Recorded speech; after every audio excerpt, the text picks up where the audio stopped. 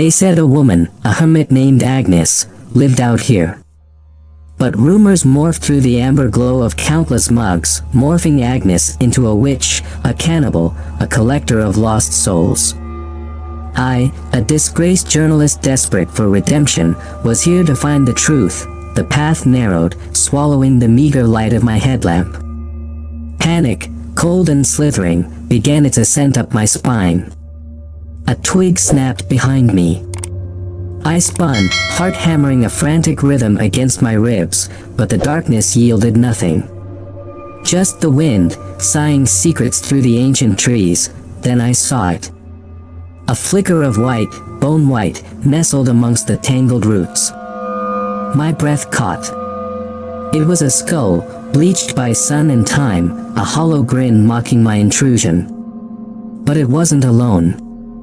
More followed, a macabre trail leading deeper into the suffocating darkness. The forest floor started to give way, sucking my boots into a hungry maw of mud. I fought, scrabbling for purchase, but it was like being swallowed by a living organism. Panic turned to terror as the mud, thick and fetid, rose to my waist, then my chest. I choked, the headlamp slipping from my grasp, plunging me into a suffocating abyss. A voice, raspy and ancient, filled the darkness. Lost, are we? Above me, two eyes, burning embers in the dark, materialized. A hand, long and skeletal, reached down. Its touch was like ice, and it pulled me from the sucking mud with unnatural strength. I sputtered, gasping for air, my gaze landing on the figure. It was Agnes, but not the wizened hermit I envisioned. This was a caricature of humanity, twisted and warped by solitude and something far more sinister. You trespass, she rasped, her voice a dry whisper. You disturb the collection. It dawned on me, a horrifying realization. The skulls, the mud, it wasn't mud. It was bone dust, the ground pulverized by countless victims. I wasn't a journalist seeking truth, I was the next offering, a glint of moonlight, a sliver of hope, sliced through the canopy. With a surge of adrenaline, I lunged forward, scrambling towards the light.